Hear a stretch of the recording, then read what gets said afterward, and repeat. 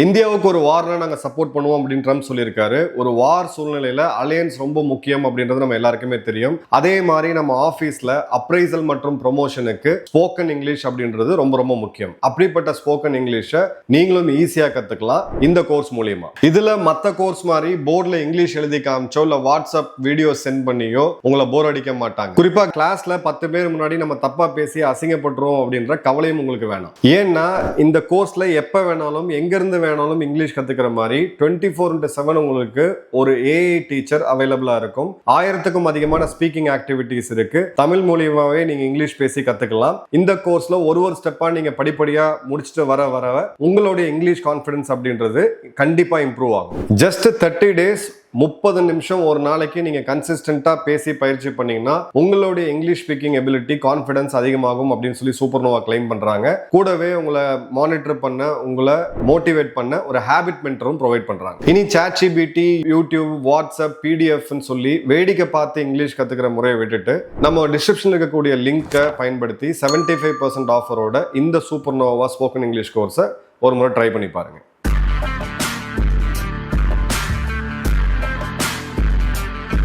வணக்கம் ஜெயகன். இன்னைக்கு நம்ம சேனல்ல ஒரு பிரேக்கிங் அப்டேட் பார்க்க போறோம். மோடி இந்தியாவோட தலைவராக இருக்கும்போது இந்தியாவை யாரா தாக்கினா நாங்க ஹெல்ப் பண்ணுவோம். யாரு சொன்னது? ட்ரம்ப். எப்ப சொன்னாப்ல? நேத்து. எந்த இடத்துல சொன்னாரு? G7 சம்மிட்ல. ஒரு ஜியோ பொலிட்டிக்கல் ஷிஃப்ட் நடக்குதுன்னு நம்ம ஏற்கனவே சொல்லியிருந்தோம். அதற்கு ஒரு மிக முக்கியமான இண்டிகேஷன் இது. அது என்ன அப்படின்றத டீட்டெயிலாக பார்க்கலாம். இப்போ ட்ரம்ப் பேசினதோடைய வீடியோவை எடுத்து நம்ம அதை டீப்பாக ஆய்வு பண்ணும்போது சில முக்கியமான வார்த்தைகள் ட்ரம்ப் சொன்னது அப்படின்றது, இந்தியா அமெரிக்காவுடைய டிஃபென்ஸ் ரிலேஷன்ஷிப் அப்படின்றது இஸ் அ கிரேட் ரிலேஷன்ஷிப், ரொம்ப பெருமையான ஒரு விஷயம் அப்படின்றதும், அந்த டிஃபென்ஸ் ரிலேஷன்ஷிப்பு வருடம் இது வந்து நல்ல க்ளோஸ் ஆகிட்டே போகுது, அதிகமாகிட்டே போகுது அப்படின்றதும். அதே மாதிரி என்ன சொல்றாருன்னா, இந்தியாவுக்கும் அமெரிக்காவும் ஒரு சைன்டு கான்ட்ராக்ட் கிடையாது. ஆனா மோடி பிரதமரா இருக்கும் பொழுது இந்தியாவை யாரா தாக்குனா அமெரிக்கா உடனடியா ஹெல்ப் பண்ணும். If India were attack the US would be there அப்படின்ற போது இந்த இடத்துல இந்த பர்சனல் கனெக்ட் அவருக்கும் பிரதமர் மோடி அவர்களுக்கும் இருக்கக்கூடிய பர்சனல் கனெக்ட் இது கடந்த காலங்களில் எப்படி இருந்துச்சுன்னு தெரியும். கடந்த 1.25 வருடங்கள்ல எவ்வளவு தூரம் இது கீழே போச்சு அப்படின்றது தெரியும். பல தருணத்துல வாய்ப்பு கிடைச்சும் கூட பிரதமர் மோடி அவர்கள் ட்ரம்ப் அவர்களை சந்திக்கிறத தவிர்த்துட்டு வந்தாரு.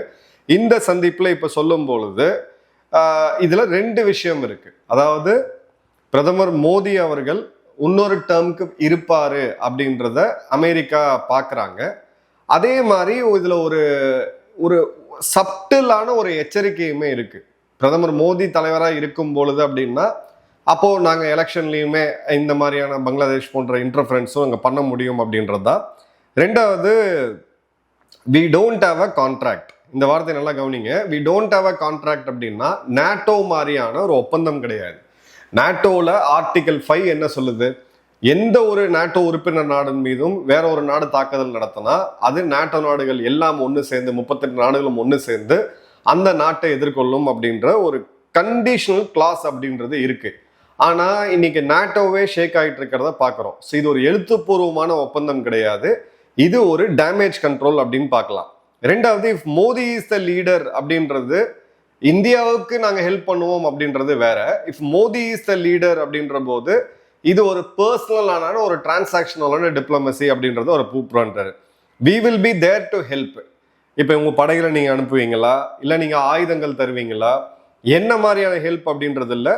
இன்டெலிஜென்ஸா, வெப்பன்ஸா எதுவுமே இதுல வந்து இல்லை. ஸோ வேகா வச்சிருக்கிறாங்க அப்படின்றத பார்க்குறோம். டைமிங் ரொம்ப ரொம்ப முக்கியம். ஏன்னா இந்த பேச்சுவார்த்தையில இந்தியாவுடைய செயிலர்ஸ் அவங்களுடைய பாதுகாப்பு இந்தியாவுக்கு ரொம்ப ரொம்ப முக்கியம் அப்படின்ற அந்த வார்த்தையை பிரதமர் மோடி அவர்கள் ரொம்ப ஸ்ட்ராங்கா பயன்படுத்தி இருந்தாரு.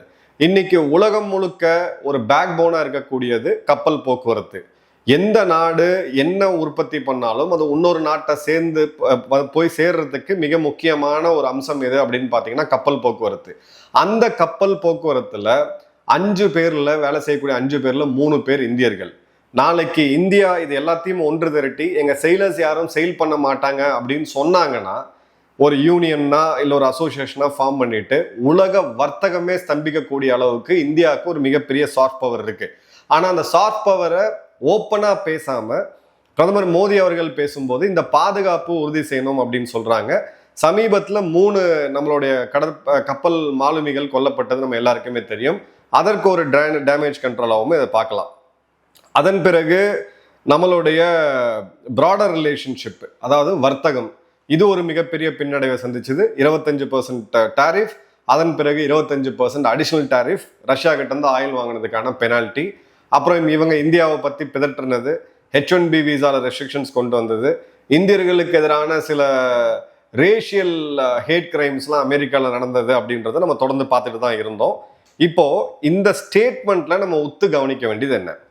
இது ஒரு ஆர்டிகல் 5 நாட்டோ மாதிரியான பைண்டிங் டிஃபென்ஸ் ட்ரீட்டி அப்படின்றது கிடையாது. இந்தியாவுக்கு அமெரிக்கா எழுத்துப்பூர்வமா உறுதிமொழி கொடுக்கல.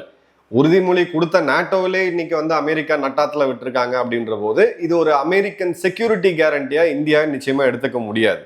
அதே மாதிரி இந்த சந்திப்புல ஒரு புது மெமரண்டம் ஆஃப் அண்டர்ஸ்டாண்டிங்கோ இல்ல ஒரு புது ஒப்பந்தமோ இல்ல ஏற்கனவே இருக்கக்கூடிய குவாடு மாதிரியான ஒப்பந்தத்துக்கு அடுத்த கட்டத்துக்கான நகர்வோ எதுவுமே இல்லை. இது ஜஸ்ட் ஒரு இந்தியாவோட அமெரிக்கா உறவு அப்படின்றது ரொம்ப சரிஞ்சு போய் இருக்குது. இந்த இடத்துல அவர் ஒரு டேமேஜ் கண்ட்ரோலை பண்றாரு. மூணாவது மிக முக்கியமான விஷயம், இந்தியாவுக்கு ஆதரவா bro Indian lobby American senators நிறைய பேர் இருக்கிறாங்க. நவம்பர்ல நடக்கக்கூடிய இடைத்தேர்தலில் அவங்களுடைய ஆதரவு ரொம்ப ரொம்ப முக்கியம். ட்ரம்ப்புக்கு ஒரு லாபி ரொம்ப ஸ்ட்ராங்கான ஆதரவு கொடுத்தது அப்படின்னா அது அமெரிக்க வாழ் இந்தியர்கள் இன்னைக்கு ட்ரம்ப் மேல செம்ம கடுப்புல இருக்காங்கன்றத பார்க்குறோம். அதே மாதிரி பார்த்தீங்க அப்படின்னா இந்த இடத்துல மோடி தலைவராக இருக்கும் பொழுது நாங்க ஆதரவு கொடுப்போம் அப்படின்ற போது இந்த கமிட்மெண்ட், அதாவது இந்த வெர்பல் கமிட்மெண்ட், வாய்மொழி உத்தரவாதம் அப்படின்றது அந்த பக்கம் ட்ரம்ப் அவர்களும் இந்த பக்கம் மோடி அவர்களும் இருக்கிற வரைக்கும் தான் அப்படின்ற உள்ளொரு பொருளுமே இருக்கு. ஸோ ட்ரம்ப் 2 வருஷம் கழிச்சு சேர்ந்து போயிடுவாரு. 2 டேர்ம் பிரசிடென்டா இருந்ததுனால 3வது டேர்ம் அவரால் வர முடியாது. ஸோ இது 2 வருஷத்துக்கான ஒரு வகையான ஒரு கம்ஃபர்ட் ஜோனை கொடுக்குறாரு அப்படின்றத பார்க்குறோம். இப்போ என்ன இந்த உள்ள அர்த்தம் இருக்கு அப்படின்னு பார்த்தீங்கன்னா, இந்தியாவுக்கு ஒரு ரீஅஷூரன்ஸை கொடுக்குறாங்க. எதுக்கு ரீஅஷூரன்ஸ்? வர்த்தகத்தில் ஏற்பட்ட அந்த பொருளாதார வர்த்தக வரி 50% வரி, இந்தியர்கள் குறிவைக்கப்பட்டது, பாகிஸ்தானுக்கு ரொம்ப நெருக்கமாக போனது, ஆப்ரேஷன் சிந்தூரை நான் தான் நிறுத்தினேன்னு சொன்னது, இந்தியாவை தனிப்பட்ட முறையில் விமர்சித்தது போன்ற பல காரணங்கள் இருக்கு. அந்த டேமேஜை இப்போ ரிப்பேர் பண்ணுறதுக்கான ஒரு வேலை தான் இது. அடுத்தது பார்த்தீங்க அப்படின்னா, யுஎஸோடைய மேஜர் டிஃபென்ஸ் பார்ட்னராக, பாதுகாப்பு கூட்டாளியாக இருக்கிறது அமெரிக்காவுக்கு இந்தியா தான். 2016க்கு அப்புறம் இந்த ஸ்டேட்டஸை கொடுத்தாங்க. பட் இது ஒரு நான் ட்ரீட்டி மிலிட்ரி கோஆபரேஷன். 2 நாடுகளுக்கும் எந்த விதமான ஃபார்மல் ஒப்பந்தமும் கிடையாது. ஆனால் இப்போ எக்ஸிஸ்டிங் 4 முக்கியமான ஒப்பந்தங்கள் இருக்கு. காம்காசா செக்யூர் கம்யூனிகேஷன்ஸ், அமெரிக்கா தன்னுடைய அந்த செக்யூர் கம்யூனிகேஷனை இந்தியா கூட பகிர்றது. பேக்கா இது சேட்டலைட் இன்டெலிஜென்ஸ் ஷேரிங்.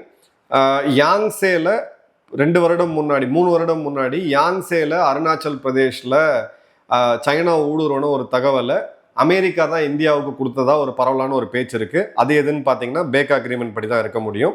அதன் பிறகு 10 இயர்ஸ் டிஃபென்ஸ் ஃப்ரேம் ஒர்க்கு, இது அக்டோபர் 2025 பண்ணாங்க. 4வது குவாடு குரூப்பிங். குவாடோட கதையை நம்ம ஏற்கனவே பேசி முடிச்சிட்டோம். ஸோ இந்த பர்சனல் டிப்ளமசி அப்படின்றத அவர் மீண்டும் பண்றாரு. இப்போ ஒரு குளோபல் லெவலில் இருக்கக்கூடிய திங்க் டேங்க்ஸ் இதை எப்படி பார்க்குறாங்க?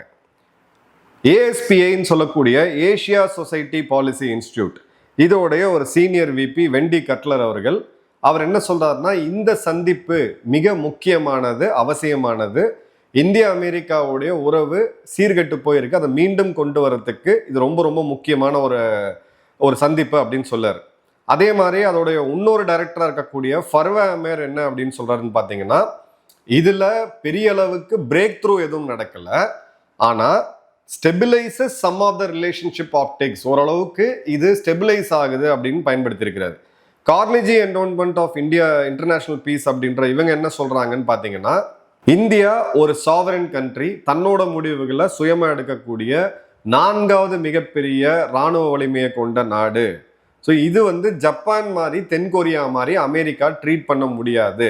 இவங்க இந்த அமெரிக்காவை முழுவதும் நம்பி தங்களுடைய பாதுகாப்பை வைக்கல அப்படின்றதும், இந்த மாதிரியான ஒரு அட்டனாமி தென்கொரியா மாதிரியோ இல்லை ஜப்பான் மாதிரியோ அமெரிக்காவை முழுவதும் சார்ந்து இல்லாததுனால இந்தியாவுக்கு ரூம் இருக்கு தன்னோட முடிவுகளை. இப்போ ரஷ்யாட்டேருந்து ஆயில் வாங்குறாங்க, இல்லை S-400 சிஸ்டம்ஸ் வாங்குறோம், பிரான்ஸ்லேருந்து ரஃபேல் வாங்குறோம் அப்படின்னா அதற்கான அந்த ரூம் இருக்கு அப்படின்றத அவங்க சொல்றாங்க.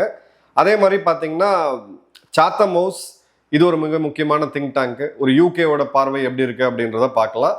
இதுல இந்தியாவோடைய ஸ்ட்ராட்டஜிக் அட்டானமி அப்படின்றது அந்த தன்னுடைய முடிவுகளை தானே எடுக்கக்கூடிய ஒரு சக்தியா இந்தியா இருக்கிறது அப்படின்றது ரொம்ப ரியாக்டிவா இருக்கு, ப்ரோஆக்டிவா இல்லை. 2025 அந்த ட்ரேட் டாரிஃப் விதிச்ச பிறகு பல நாடுகள் கூட இவங்க எஃப்டிஏ போட்டாங்க. அதே மாதிரி பார்த்தீங்க அப்படின்னா இந்தியா உலக அரங்கில் தன்னை மிகப்பெரிய ஒரு சக்தியா, இன்டிஸ்பென்சபிள் அப்படின்ற வார்த்தையை பயன்படுத்துறாங்க. அதுக்கு என்ன அர்த்தம்? இன்னைக்கு சைனாவை பகைச்சிக்கிட்ட ஏதாவது ஒரு நாடு சர்வைவ் ஆக முடியுமா? வர்த்தக ரீதியா முடியாது. இப்போ நம்ம ஐபோன்ஸ் இங்க தமிழ்நாட்டில் இருக்கக்கூடிய சென்னையில் பண்ணிக்கிட்டு இருக்கோம். ஆனால் அந்த ஐபோனுடைய காம்பனன்ட்ஸ் எங்கேருந்து வருது? சைனால இருந்து வருது. உலகத்துக்கே அதிகமாக நம்ம மருந்து ஏற்றுமதி பண்ணிட்டு இருக்கோம்.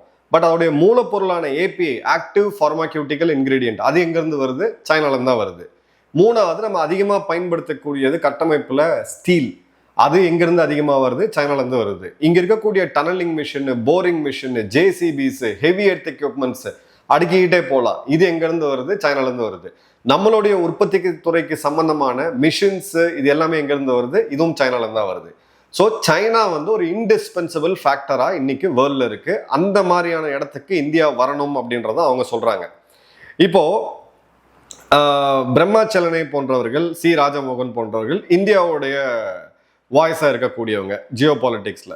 இவங்க என்ன சொல்றாங்க அப்படின்னு பாத்தீங்கன்னா, அமெரிக்கா கொடுக்கக்கூடிய ப்ரெஷருக்கு இந்தியா ஒரு மியூட்டட் ரெஸ்பான்ஸை சத்தமே இல்லாமல் கொடுத்துக்கிட்டு இருக்காங்க அப்படின்றதும், அதே மாதிரி பார்த்தீங்க அப்படின்னா ட்ரம்போடைய இந்த தடாலடியா இன்னைக்கு ஒன்று பேசிட்டு நாளைக்கு ஒன்று மாற்றி பேசுறது, டர்புலன்ஸ் அப்படின்னு சொல்லுவோம் நம்ம ஏவியேஷனில், அதை வந்து இப்போ இருக்கக்கூடிய மோடி அரசாங்கம் எப்படி இதை சமாளித்து வரணுன்றதுக்கு அவங்க யூஸ் டு ஆயிட்டாங்க. ஸோ இந்த இடத்துல எப்படி பண்ணுறதுன்னு அவங்களுக்கு தெரியும் அப்படின்றதுல. இப்போ ஜியோ பொலிட்டிக்கலாக இந்த ஸ்டேட்மெண்ட் வந்து என்ன ரிப்பிள் ஆங்கிளில் கொடுக்குது அப்படின்னு பார்த்தீங்கன்னா, குவாடு கிட்டத்தட்ட டெட்டாக இருக்குது. நேற்று தான் அவங்க வந்து யூஎஸ் இண்டோ பசிபிக் கமாண்ட் இருந்தது, யூஎஸ் பசிபிக் கமாண்டுன்னு மீண்டும் பெயர் மாற்றம் சொன்னதை நம்ம பார்க்குறோம்.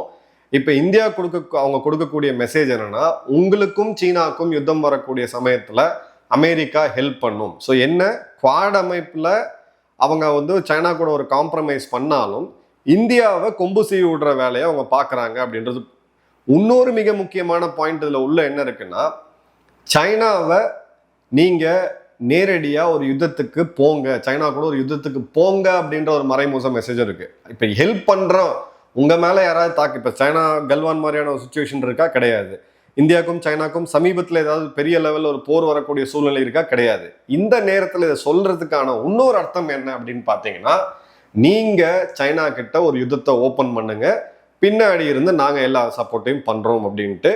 உக்ரைன் இதே மாதிரியான ஒரு சூழ்நிலையில தான் ரஷ்யா கிட்ட பகைச்சிக்கிட்டாங்க. அதன் பிறகு ரஷ்யாவோட யுத்தத்துக்கு போன கதை கிட்டத்தட்ட 4 வருடங்கள் கடந்த அந்த யுத்தம் போயிட்டு இருக்கிறத பார்க்குறோம். ஸோ அமெரிக்கா தாய்வானை காம்ப்ரமைஸ் பண்ணி ஈரான்ல ஒரு செட்டில்மெண்ட்டை கொண்டு வந்து இப்போ அந்த ஈரான் போரை முடிச்சுட்டு அங்கே வெளில போறாங்க, அங்கே எக்ஸிட் ஆகுறாங்க.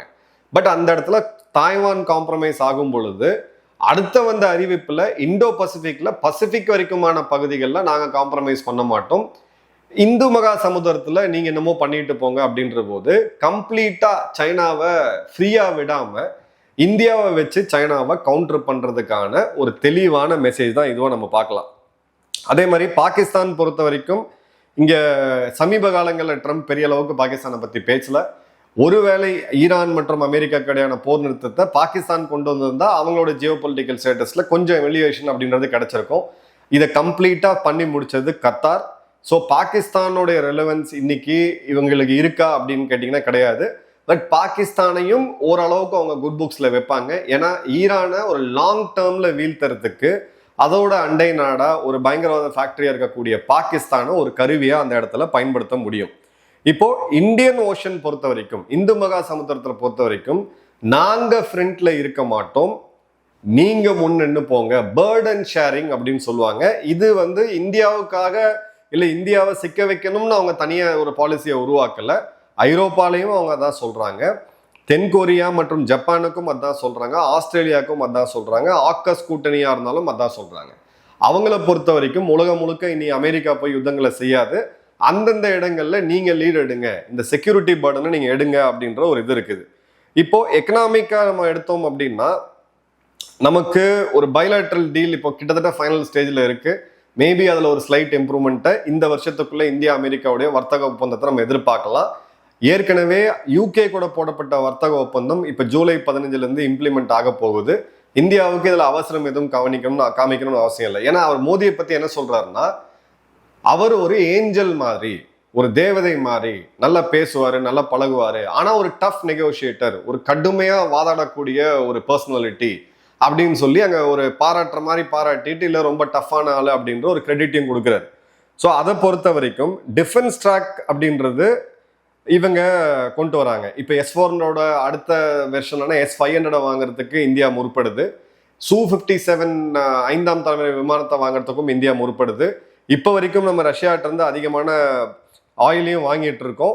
அதை பற்றிலாம் எதுவுமே பேசலை அப்படின்ற போது இந்தியா அமெரிக்க உறவு மீண்டும் சீர்பெறத்துக்கு அந்த விண்டோவையும் இவங்க கொடுக்குறாங்க அப்படின்றது ரொம்ப தெளிவாக தெரியுது. இது பட் இந்த பாலிடிக்ஸ் டோட்டலி ட்ரம்ப்பை பேஸ் பண்ணுது. அவங்களுடைய வெளியுறவு கொள்கை அப்படின்றது பெரிய லெவலுக்கு மாறாது. ஆனால் அந்த வெளியுறவு கொள்கையை எப்படி எக்ஸிக்யூட் பண்ண போறாங்க அப்படின்றது தனிநபரா இல்லை ஒரு நாட்டோட இன்ஸ்டிடியூஷனா அப்படின்னு கேட்டிங்கன்னா ட்ரம்ப்பை பொறுத்த வரைக்கும் தனிநபர் தான். பெருமளவுக்கு பாராட்டியிருக்காரு. இந்தியாவுக்கு ஆபத்து வந்தா, இந்தியா மேலே யாராவது தாக்கினா நாங்கள் உங்களுக்கு உதவுவோம் அப்படின்னு சொல்லும் பொழுது இந்திய சீன யுத்தத்துக்கு அமெரிக்கா ஒரு ஃபோக்கஸை கொண்டு வராங்க.